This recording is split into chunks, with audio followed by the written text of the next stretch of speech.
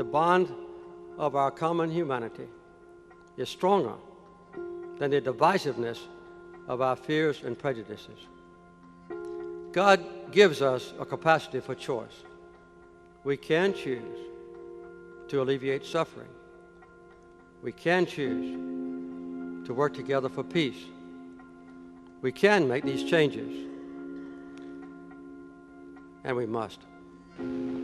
The fundamental force that unites us is not kinship or place of origin or religious preference. The love of liberty is a common blood that flows in our American veins. Carter is a complicated man who I think people found easy to oversimplify. They looked at the smile, they listened to the Southern accent, the I'll never tell a lie. I mean, there were any number of sort of bumper sticker interpretations of Jimmy Carter. President Ford and President Carter did not look at political opponents as enemies. They were opponents, but they were not enemies. They were Americans. There was more that united them than divided them. So they had this unique, shared experience of what's it like to be a former president, what are the advantages, how do you deal with the disadvantages, you know, and they hit it off.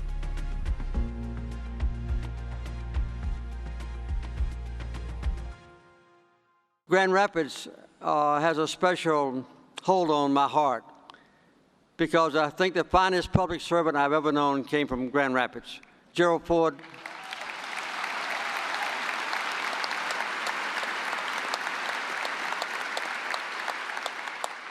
Gerald Ford was my personal friend. Betty was Rosen's personal friend. His children were my children's personal friends. And when we had the 200th celebration of the birth of the White House, the national historians who came there to speak all agreed that the two closest associations between former presidents in history of America were between Gerald Ford and Jimmy Carter, and I am deeply grateful for that honor. Well, first of all, it was the most improbable friendship. I don't think anyone at the end of the 76 campaign would have predicted that they would be friends, much less really very close friends, in the sense that the historical parallel is John Adams and Thomas Jefferson, who late in life reconciled after having had a political falling out. There never has been two former presidents in history, according to the historians, not just me, that were closer personal friends than Gerald Ford and me. I remember about 6 months before he passed away, I got a call from him. I got a lot of telephone calls from him, and he said, "My friend Jimmy, how you doing today?" And I said, "Fine." He said, "I want to ask a favor of you." And I said, "You can ask anything you want to, Jerry, and I'll do it, I'm sure." He said, "I want you to give the eulogy at my funeral." And I was really taken aback. I didn't know what to say. And I finally said, "Okay, I'll promise to give yours if you'll give mine if I pass away first." So we had a deal. So I was very honored to come here, for his funeral and give the main eulogy. And as a matter of fact, Rosen and Betty were very close friends too. And at Betty's funeral recently, Rosen gave the eulogy in California. President Ford and Governor Carter did not know each other prior to the 1976 presidential campaign. That was a hard-fought campaign in '76. President Ford had issued a pardon to President Nixon, his predecessor, and it really took a toll on President Ford's popularity. So he starts out the race in 1976, basically 30 points behind Governor Carter. He's got to make up 30 points. That means he's got to slug it out. He's got to draw clear distinctions with his opponent. Governor Carter, for his part, also wants to take advantage of the fact that President Ford is not particularly popular as an incumbent. But over the course of 1976, President Ford claws and scraps his way back and is able to make it a competitive race. He comes within 1 to 2 points, actually, of winning in November of '76. But in the process, of course, these candidates are drawing distinctions between each other. And when President Ford makes a mistake of saying that there's no Soviet domination of Poland, for example, in one of the debates. There is no Soviet domination of Eastern Europe, and there never will be under a Ford administration. President Carter and his team pounced on that, Does President Ford not realize what's going on behind the Iron Curtain? And I would like to see Mr. Ford convince the Polish Americans and the Czech Americans and the Hungarian Americans in this country that those countries don't live under the domination and supervision of the Soviet Union behind the Iron Curtain. People forget how close the 76 election was.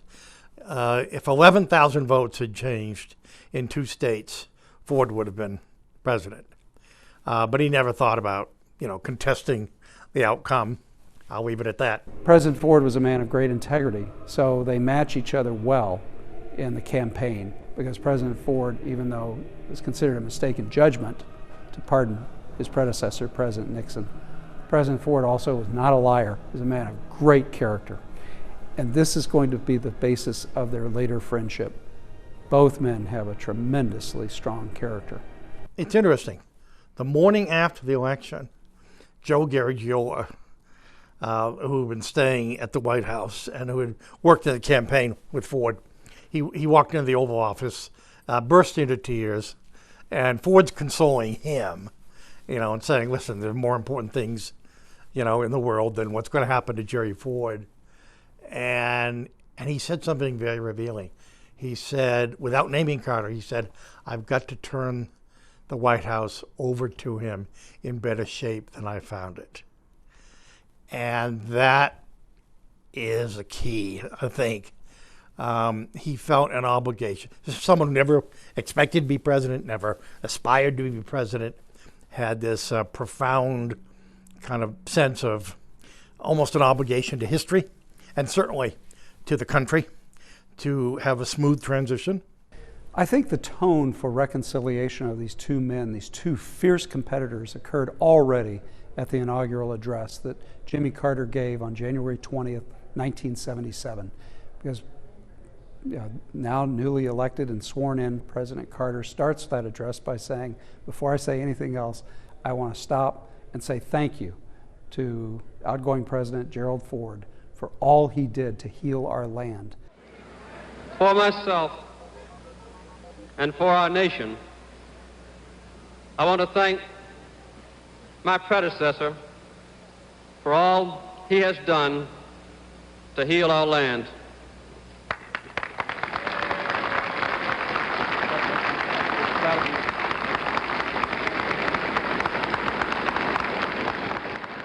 Oh my gosh, this really sets the tone now for friendship and reconciliation to occur. So they went from, you can see what happens here. They start out never as enemies. President Ford and President Carter did not look at political opponents as enemies. They were opponents, but they were not enemies. They were Americans. There was more that united them than divided them. So President Ford basically, went from his attitude toward Jimmy Carter from being an opponent, a political opponent, to now a civic friend. Not a personal friend yet, but a civic friend. During the interregnum between the election and the inauguration, Carter came and spent time at the White House with Ford. And Ford thought it was just going to be a courtesy call, but in fact, they spent 90 minutes talking about foreign policy. During the Carter administration, President Carter was very, very decent to President Ford. He said, look, anytime you're in Washington, D.C., if my schedule accommodates it, you're in Washington, then please come over and have lunch. Come over and have dinner. It'd be great to have you. And President Ford's administration provided lots of briefings for the former president. President Carter's administration provided lots of briefings for President Ford. So they were able to talk to each other occasionally about some of the issues of the day. President Carter had tough going, and he needed the advice of President Ford occasionally. It's interesting. The morning after the election, Joe Garagiola, who had been staying at the White House and who had worked in the campaign with Ford, he walked into the Oval Office, burst into tears, and Ford's consoling him, and saying, listen, there are more important things, in the world than what's going to happen to Jerry Ford. And he said something very revealing. He said, without naming Carter, he said, I've got to turn the White House over to him in better shape than I found it. And that is a key, I think. He felt an obligation. Someone who never expected to be president, never aspired to be president, had this profound kind of sense of almost an obligation to history, and certainly to the country, to have a smooth transition. Now, President Ford and President Carter are going to scrap and claw again in the 1980 election, because President Ford is still a Republican and President Carter is now running for re-election. Ronald Reagan, though, is the guy who's going to win that election. And of course, President Ford wants to support the Republican and not the Democrat. But once they get through the campaign of 1980, President Reagan is now in office. An issue comes up when Anwar Sadat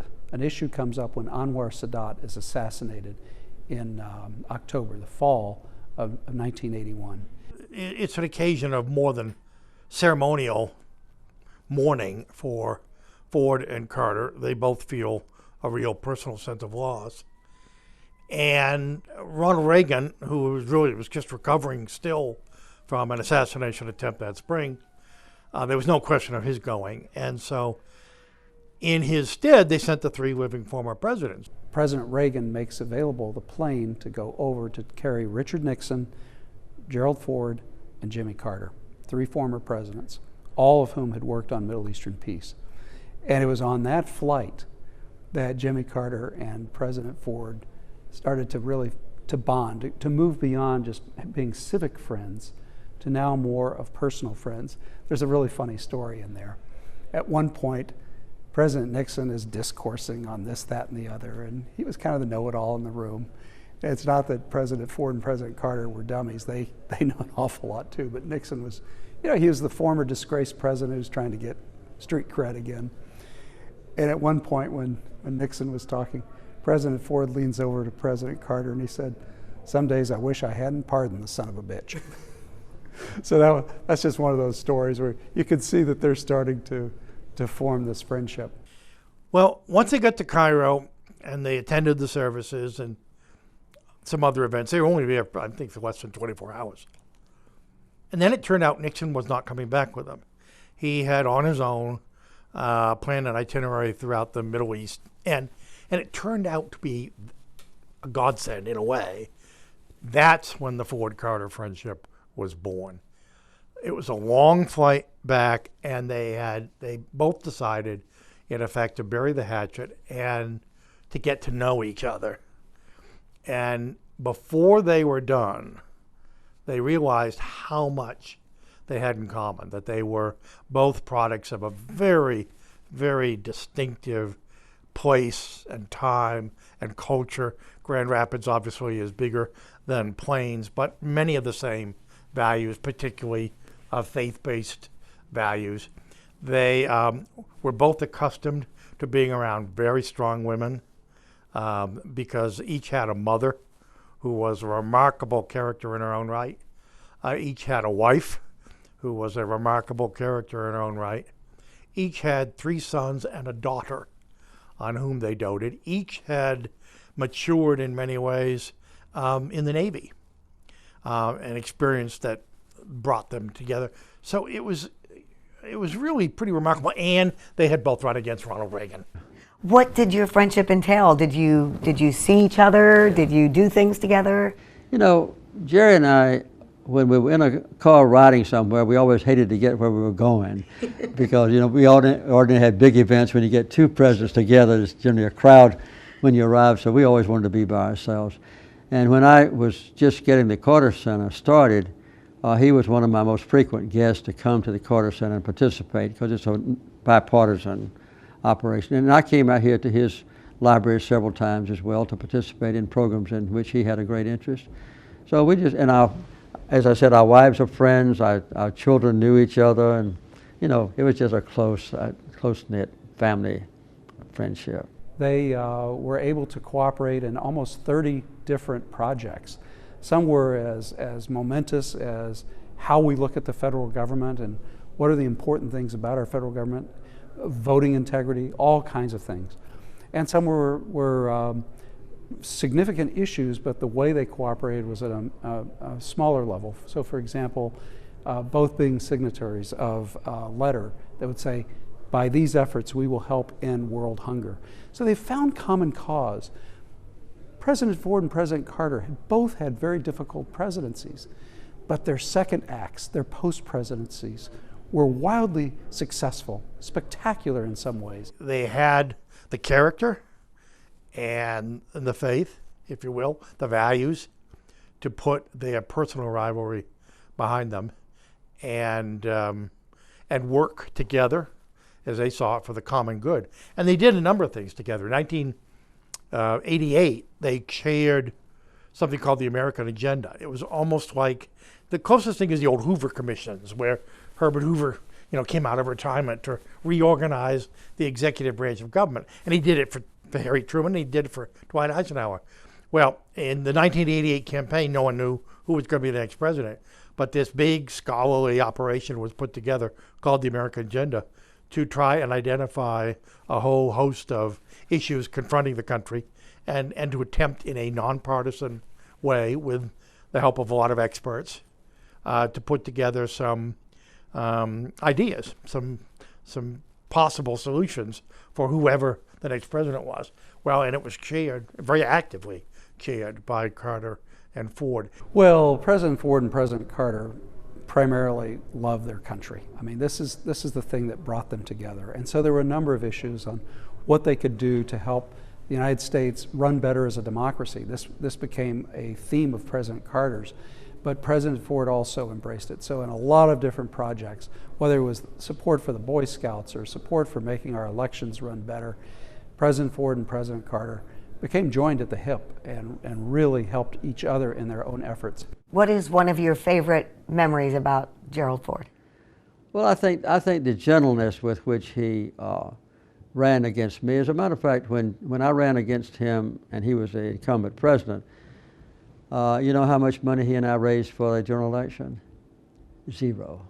Zero. We didn't raise a single penny because we just took the $2 per person check off on your income tax, and that's all that we spent.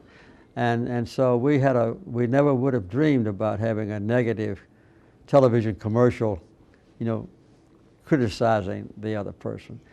Kind of a funny way that they talked a lot when they were starting to try to raise support for their library and museum and their legacy. And so President Ford already had a ground game on how to do that, to build, for example, this museum and the library over in Ann Arbor. And President Carter also was having to do the same thing. And so they found common cause in trying to erect these temples of democracy, so that school kids and citizens and immigrants who were becoming Americans could see the glories of our democracy in these museums, and their libraries could be seedbeds for lots of new studies and books on public policy issues that they both faced. So they found common cause, and they both discovered they just hated raising money. So that was kind of a funny way that they started to bond as well. But after that, really, the families became closer. And they found that they enjoyed working together, being together. I've seen the correspondence, and I've read the transcripts of interviews. When they got together, they talk about the headlines, they talk about public policy, but mostly they talk about each other's family and, what were the kids up to. And, they were big supporters of Mrs. Ford's clinic, the Betty Ford Center, one of the very poignant, I think it may have been the last communication on Ford's last birthday, in July of 2006.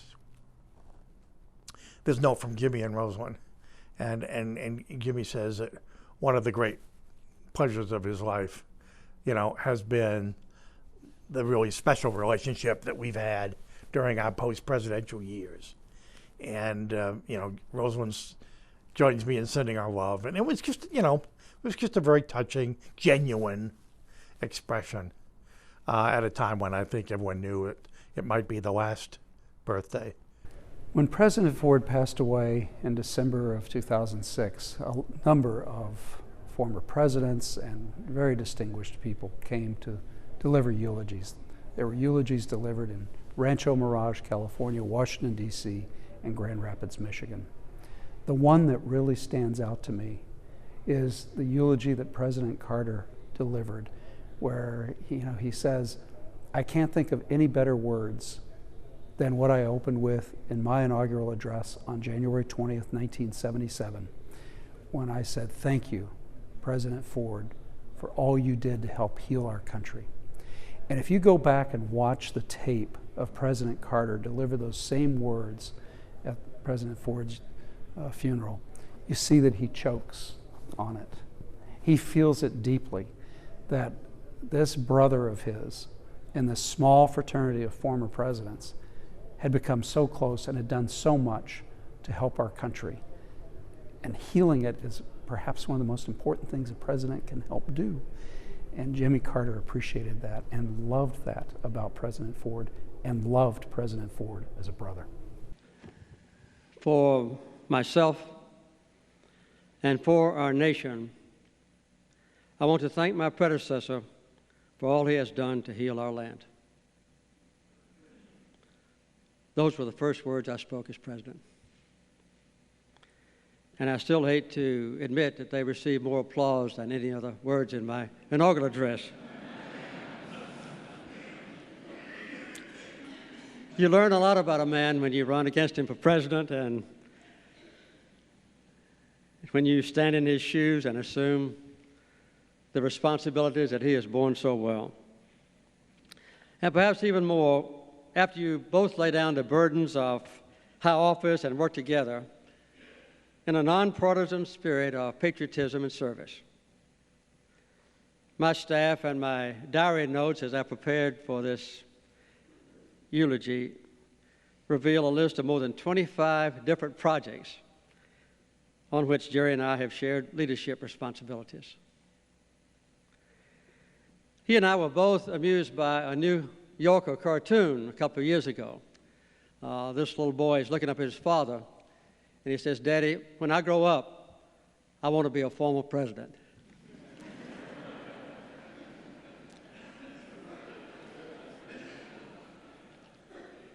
Jerry and I frequently agreed that one of the greatest blessings that we had after we left the White House during the last quarter century was the intense personal friendship that bound us together.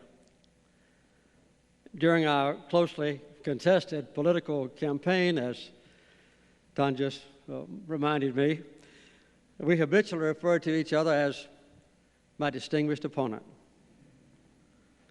And for my own benefit while I was president, I kept him fully informed about everything that I did in the domestic or international arena. In fact, he was given a thorough briefing almost every month from the head of my White House staff or my national security advisor. And Jerry never came to the Washington area without being invited to have lunch with me at the White House. We always cherish those memories of now perhaps a long-lost bipartisan interrelationship. Jerry Ford and I shared a lot. We both served in the U.S. Navy. He on battleships, I on submarines, as junior officers. In fact, it was my profession. And we both enjoyed our unexpected promotion to Commander-in-Chief.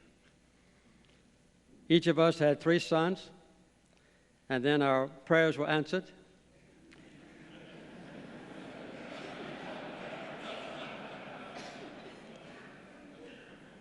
And we had a daughter. And we both married women who were good-looking, smart, and extremely independent. As president, I relished his sound advice, and he often, although I must say reluctantly, departed from the prevailing opinion of his political party to give me support on some of my most difficult challenges. For many of these, of course, he had helped to lay the foundation, including the Panama Canal treaties, nuclear armaments control with the Soviet Union, normalized diplomatic relations with China, and also the Camp David Accords. In fact, on a helicopter in flight from Camp David back to Washington, President Anwar Sadat, Prime Minister Menachem Begin, and I made one telephone call to Gerald Ford to tell him that we had reached peace between Israel and Egypt. President Ford and I also shared a commitment to force the Soviet Union to comply with its promise to respect human rights within the Helsinki Agreement, which gave strength to brave dissidents behind the Iron Curtain and helped to undermine Soviet tyranny from within. Our mutual respect, which I've described, blossomed into a valued personal friendship during our shared trip to attend the funeral of President Anwar Sadat in Egypt. We formed a personal bond while lamenting on the difficulty of unexpectedly defeated candidates trying to raise money to build presidential libraries. That's what bound us together most firmly, I think, for the rest of our days. In the early days of the Carter Center, Jerry joined me as co-chairman in all of our important conferences and projects, and I never declined an opportunity to help him with his own post-presidential plans. We enjoyed each other's private company, and he and I commented often that when we were traveling somewhere in an automobile or airplane, we hated to reach our destination because we enjoyed the private times that we had together. One of our most successful and little-known joint efforts, by the way, was agreeing on how to respond to the literally hundreds of invitations from people who claimed that all the presidents were going to participate in an event. And after a private telephone conversation, we would quickly let them know that at least two of us would not be attending. Yesterday on the flight here from Washington, Roger and I were thrilled when one of his sons came to tell us that the greatest gift he received from his father was his faith in Jesus Christ. It is true that Jerry and I shared a common commitment to our religious faith, not just in worshiping the same Savior, but in attempting in our own personal way to achieve reconciliation within our respective denominations.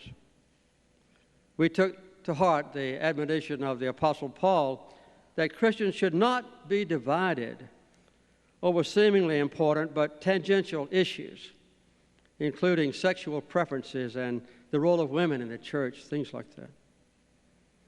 We both felt that Episcopalians, Baptists, and others should live together in harmony within the adequate and common belief that we are saved by the grace of God through our faith in Jesus Christ. That we are saved by the grace of God through our faith in Jesus Christ. One of my proudest moments was at the commemoration of the 200th birthday of the White House, when two noted historians both declared that the Ford-Carter friendship was the most intensely personal between any two presidents in history. This close relationship extended to our spouses, as Betty worked on drug and alcohol abuse and Rosen addressed the challenges of mental illness. And when those two women descended on Washington together, few members of Congress could resist their combined lobbying assault.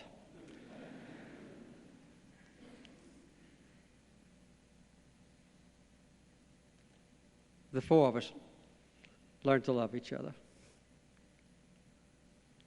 In closing, let me extend on behalf of Rosalind and me and Jack and Chip and Jeffrey and Amy and our 11 grandchildren and one great-grandson, our personal sympathy and love to Betty and Mike and Jack and Steve and Susan and all of your extended family.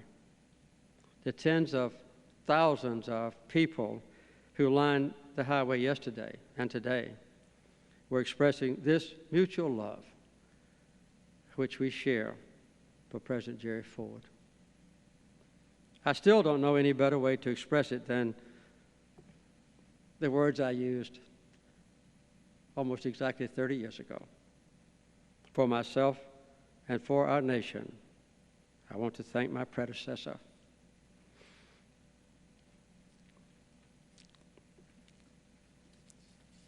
for all he did to heal our land.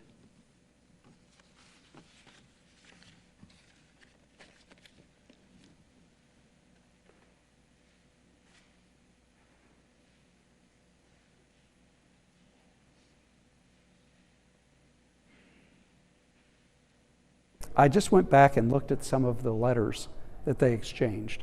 And you can see, for example, President Carter's letters to Jerry Ford, are at first very formal, sincerely, and then it moves to the kind regards stage. And then, by about 1984, 85, they say, give my love to Betty, and all of this. I mean, they really became friends, and you can see the warmth in the way they sign their letters off.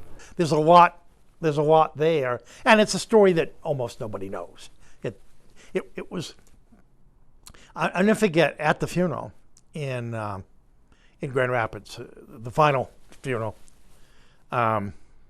President Carter delivered the first eulogy, and he started by recalling a wonderful New Yorker cartoon. It goes to the sense of humor they also shared, which will bring anyone together. But there was a cartoon in the New Yorker that he showed to his good friend Jerry Ford. Some people ask me how do we get along since I was involuntarily retired from the White House by the 1980 election. And of course, Jerry Ford was involuntarily retired 4 years before I was, so we were familiar with that. But I think the best description of the life we have now is from a cartoon in the New Yorker magazine last year. This little boy is looking up at his father, and he says, "Daddy, when I grow up, I want to be a former president." So one big good thing about being a former president is you can do what you want to, and if you don't want to do something, you don't have to do it. The question comes up about whether the relationship in the post-presidency between Jimmy Carter and Jerry Ford could be a model for civic behavior, a model for how we get along today across an aisle, how we get along with people who view things differently from us. There is no question that Ford and Carter are an excellent model for the American people today. They had the commitment to public service. They shared this commitment. They shared this love of the country. They shared a real sense that ethical leadership is essential to our democracy. If we wander away from ethical leadership and public service, the republic will be in trouble. Both of them felt that way, and they both were doers. They didn't just have fun on the golf course or fishing. President Ford was a golfer, and President Carter was a fisherman. They didn't just go off and retreat from public life. They stayed involved, even when it was hard, even when they were tired, even when sickness and old age overtook them. They stayed involved, and they knew that about each other. That'll be a perennial, an evergreen model for all of us for the rest of our nation's existence. It's an honor to share Dad's eulogy to his old friend. I can just see my dad getting his yellow legal pad out with his pen and writing this for his beloved friend. By fate of a brief season, Jimmy Carter and I were rivals. But for the many wonderful years that followed, friendship bonded us as no two presidents since John Adams and Thomas Jefferson. It is said that President Adams' last words were, "Thomas Jefferson still survives." Now, since Jimmy has a good decade on me, I'm hedging my bets by entrusting my remembrances of Jimmy to my son, Steve. According to a map, it's a long way between Grand Rapids, Michigan, and Plains, Georgia. But distances have a way of vanishing when measured in values rather than miles. And it was because of our shared values that Jimmy and I respected each other as adversaries, even before we cherished one another as dear friends. Now, this is not to say that Jimmy never got under my skin. But has there ever been a group of politicians that didn't do that to one another? During our 1976 contest, Jimmy knew my political vulnerabilities, and he successfully pointed them out. Now, I didn't like it, but little could I know that the outcome of that 1976 election would bring about one of my deepest and most enduring friendships. In the summer of 1981, the two of us found ourselves together again, this time aboard Air Force One, bound for the funeral of the great peacemaker Anwar Sadat. There's an old line to the effect that two presidents in a room is one too many. Frankly, I wondered how awkward that long flight might be to Cairo, and it was a long flight, but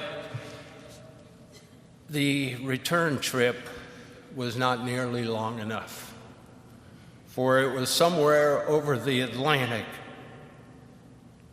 that Jimmy and I forged a friendship that transcends politics. We immediately decided to exercise one of the privileges of a former president, forgetting that either one of us had ever said any harsh words about the other one in the heat of battle. Then we got on to much more enjoyable subjects, discussing our families, our faith, and sharing our experiences in discovering that there is indeed life after the White House. We commiserated over the high cost of building presidential libraries, and the even more regrettable fact that most of that fundraising for these otherwise admirable institutions fell to us personally. On the spot, we agreed to participate in programs at each other's library, beginning with a series of conferences on arms control. And if that wasn't newsworthy enough, we told reporters on the plane that a lasting Middle East peace would require the United States to make tough decisions, like confronting the Palestinian issue directly, thereby building on the work to which President Sadat had literally given his life. It was the first time, but by no means the last time, that our unlikely partnership ruffled feathers in the Washington establishment. Now, honesty and truth-telling were synonymous with the name Jimmy Carter.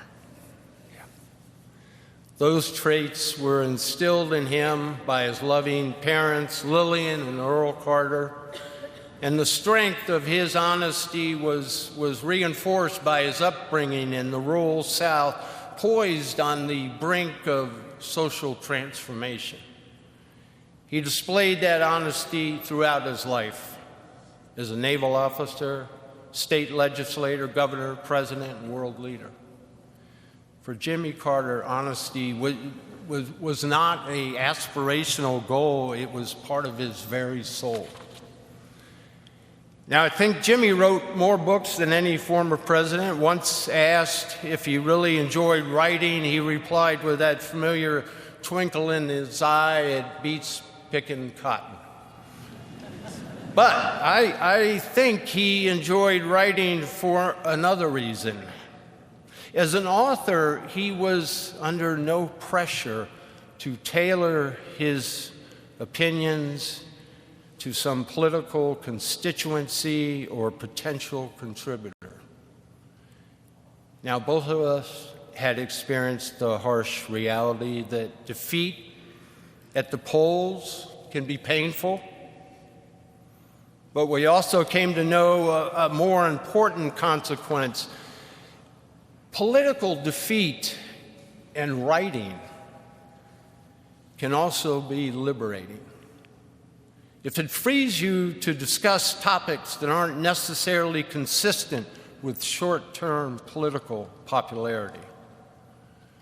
Now, Jimmy learned early on that it was not enough merely to bear witness in a pew on a Sunday morning. Inspired by his faith, he pursued brotherhood across boundaries of nationhood, across boundaries of tradition, across boundaries of caste. In America's urban neighborhoods and in rural villages around the world, he reminded us that Christ had been a carpenter. And in third world villages, he successfully campaigned not for votes, but for the eradication of diseases that shame the developed world as they ravage the undeveloped one. Now, of course, not all of Jimmy's time was spent building houses, eradicating disease, brokering ceasefires, monitoring elections. While Jimmy is probably the only former president to conduct a weekly Bible class, I know for certain he is the only former president to perform a duet of On the Road Again with Willie Nelson. Georgia wasn't just on Jimmy's mind, it was in his blood. However far he traveled, he never forgot where he came home to, or where now, in the end, he would finally come home to.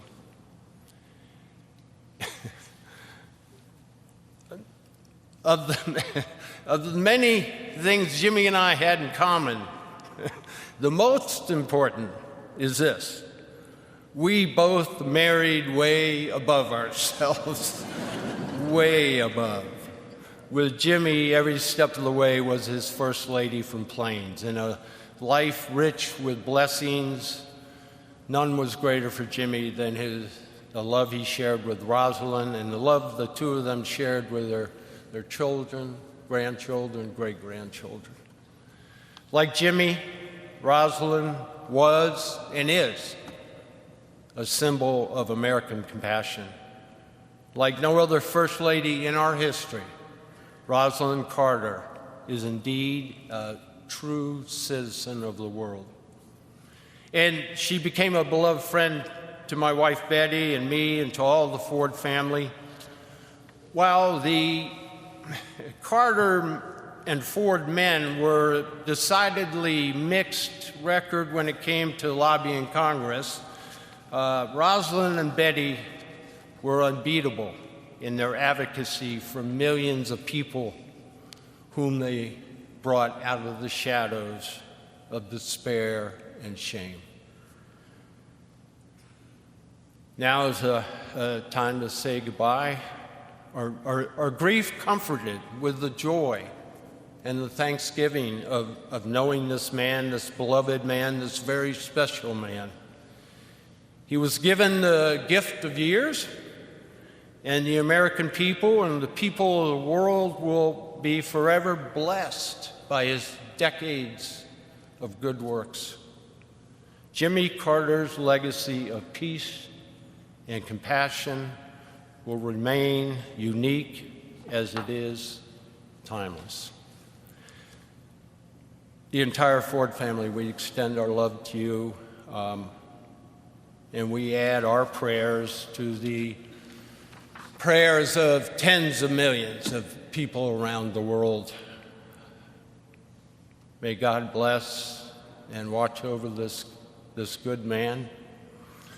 May he grant peace to the Carter family as they say goodbye to a man whose life was lived to the fullest, with the faith demonstrated in countless good works, with a mission richly fulfilled, and a soul rewarded with everlasting life. As for myself, Jimmy, I'm looking forward to our reunion. We have much to catch up on. Thank you, Mr. President. Welcome home, old friend.